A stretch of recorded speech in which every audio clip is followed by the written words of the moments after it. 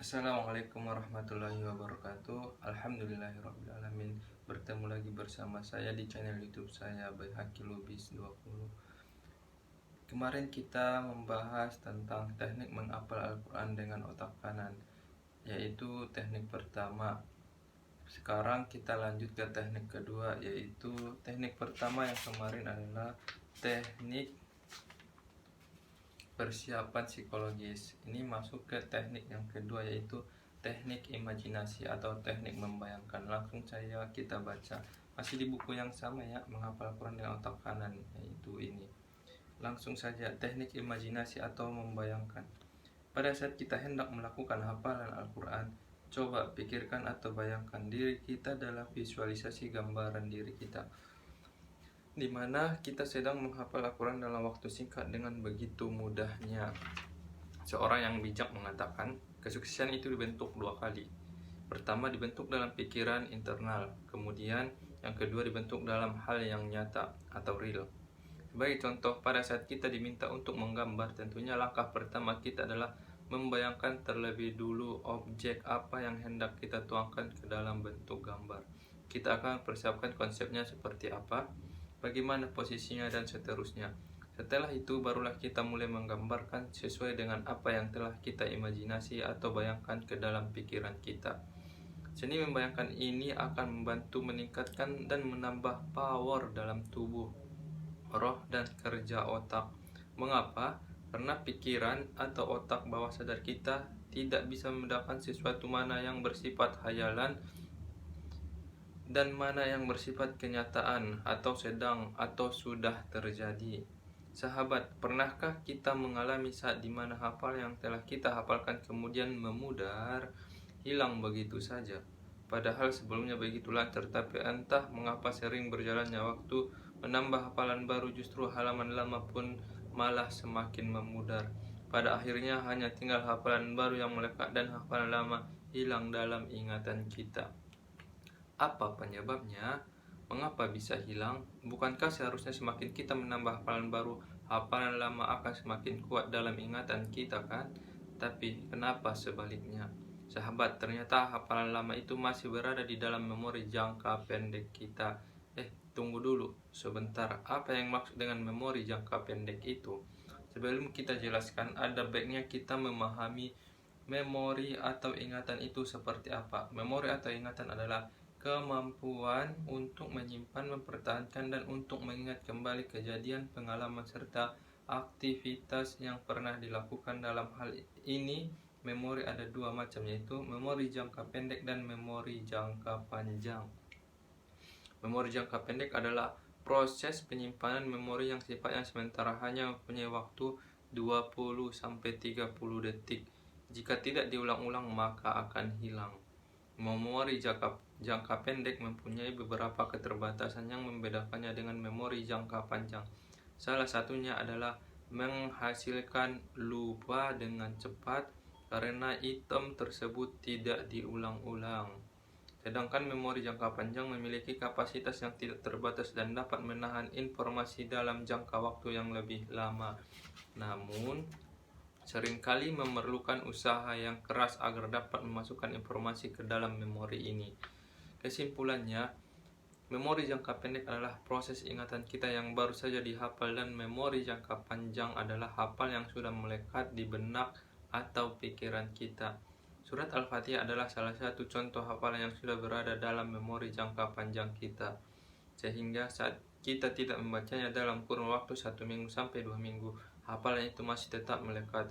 Bukankah begitu yang kita alami? Sebelumnya, saya menjelaskan lebih lanjut mengenai hal ini.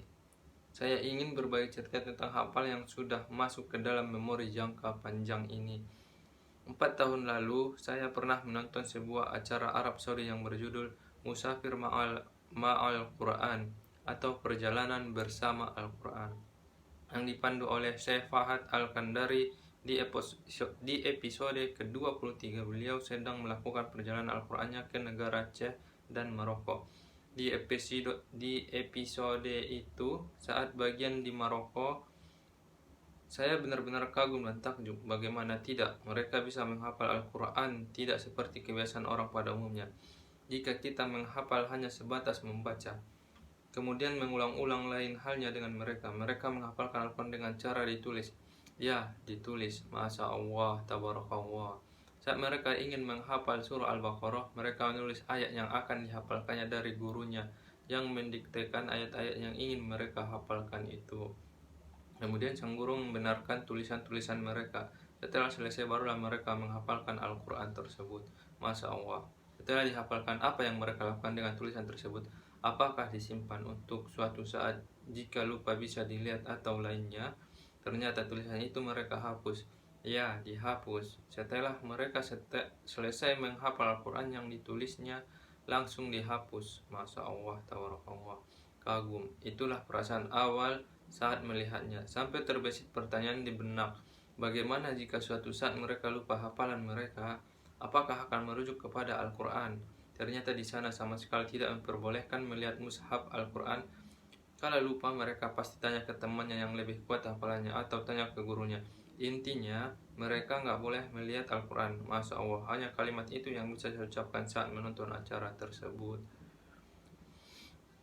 Setelah menonton acara itu, praktikkan bagaimana metode mereka di dalam mengulang hafalan, yaitu jangan buka Al-Quran. Ternyata saat kita selalu membuka Al-Quran ketika proses mengulang, itu hanya akan membuat hafalan kita semakin lemah.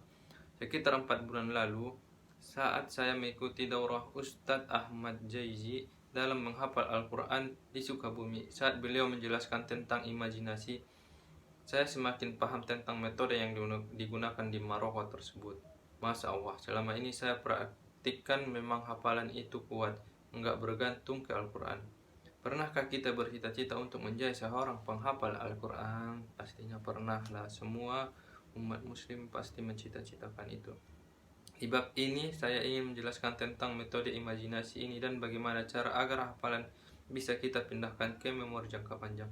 Sebelum kita melanjutkan membacanya, pernahkah kita bercita-cita untuk menjadi seorang penghafal Al-Quran? Pernahkah kita bayangkan mulai bercita-cita untuk menjadi hafal Al-Quran, menjadi bagian keluarga Allah yang menjaga Al-Quran? Sudahkah kita membayangkan hal itu? Bagaimana rasanya?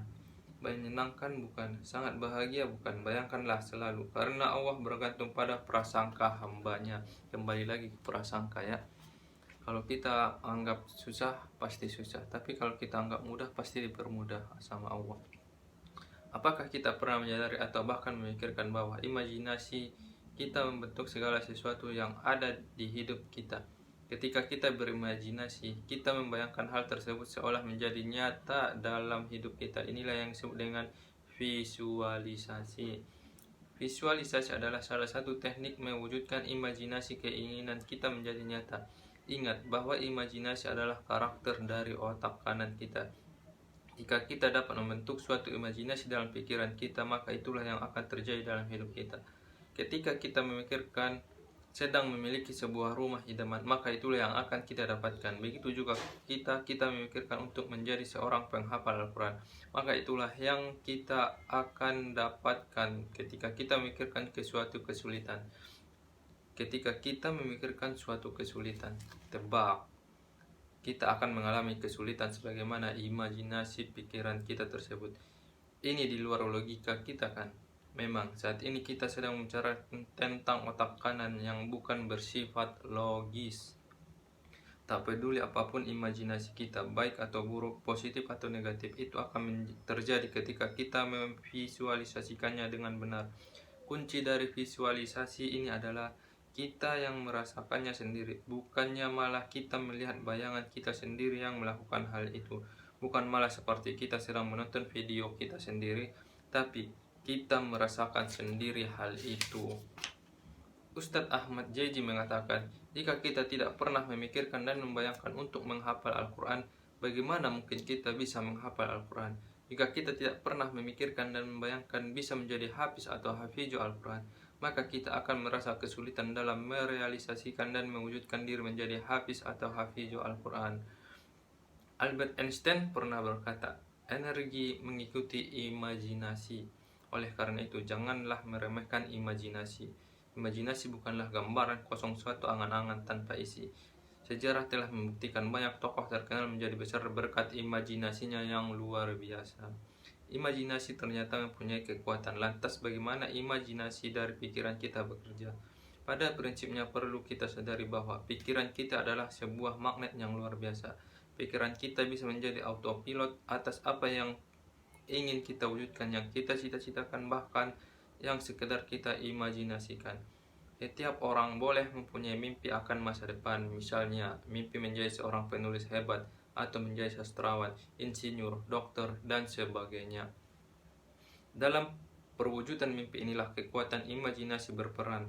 Sekali kita merencanakan dan menempatkan imajinasi yang hebat terus-menerus dalam pikiran kita, maka alam semesta akan mulai mencari jalan untuk membantu merealisasikan apa yang sudah kita pikirkan. Berimajinasi juga bisa menjadi salah satu cara mempertajam memori. Penelitian membuktikan bahwa membayangkan sesuatu dengan perspektif pribadi merupakan cara efektif untuk memanggil atau memerintahkan otak untuk mengingat sebuah informasi, bahkan untuk orang yang mengalami cedera otak. Berimajinasi dapat membantu proses rehabilitasinya. Tahukah kita, selama berimajinasi, sel otak kita lebih terhubung. Demikian hasil studi pada tahun 2012 yang menyebutkan kita bisa mengasah otak sambil berimajinasi. Psikolog Scott Barry Kaufman mengatakan, kita pasti punya tujuan dan impian dalam hidup. Untuk mencapai tujuan ini, kata Kaufman, imajinasi atau berhayal punya kontribusi. Dengan membayangkan sesuatu yang ada kaitannya dengan upaya mencapai tujuan atau impian, maka kita sedang mengasah otak sekaligus menggambarkan kesuksesan di kepala kita. Perlahan, tujuan atau impian itu pun bisa terwujud. Untuk lebih mudah memahami imajinasi ini, saya akan memberikan sebuah analogi agar lebih mudah memahami imajinasi ini. Misalnya, pada saat kita diminta untuk membayangkan atau memikirkan bentuk jeruk nipis yang bulat, sedikit lonjong, dan membayangkan rasa jeruk nipis yang asam dan pekat. Kemudian kita diminta untuk mengirisnya menjadi bagian kecil-kecil dan kemudian menggigit salah satu bagian kecil itu secara perlahan. Apa yang kita rasakan? Tubuh kita secara refleks akan bergerak kecil seperti orang yang merinding, dan wajah kita akan memberikan ekspresi sedikit mengkerut, dan lipatan kulit wajah dan bibir kita akan bergerak-gerak ke atas ke bawah seolah seperti merasakan sesuatu yang asam dan kecut, yang pada akhirnya air liur mulai tertahan di tenggorokan, kadang tertelan, dan pada akhirnya keluar tumpah dari mulut kita. Sahabat, kira-kira kenapa kita bisa merasakan hal itu? Padahal jeruk nipis itu hanya sebuah imajinasi di pikiran kita saja, tapi kita sudah terbayang. Itulah dahsyatnya imajinasi. Kita bisa merasakannya walaupun benda tersebut tidak ada secara nyata di hadapan kita. Untuk itu, sahabat, bayangkanlah dan pikirkanlah saat ini kita telah menjadi seorang penghafal Al-Quran yang hafalannya baik dan kuat. Dan tentunya kehidupan kita pun menjadi banyak sekali keberkahan dan kebahagiaan. Selalu bayangkan hal ini di dalam diri kita. Jika kita banyak melakukan seni membayangkan dan hidup dengannya dalam setiap keadaan, maka pada saat itu otak Anda akan bekerja sangat peka dan aktif. Selanjutnya, hasil visualisasi kita akan memberikan pengaruh positif pada tubuh dan otak, sehingga apa yang kita bayangkan dan dengungkan selama ini menjadi kenyataan di kemudian hari dengan izin Allah. Insya Allah.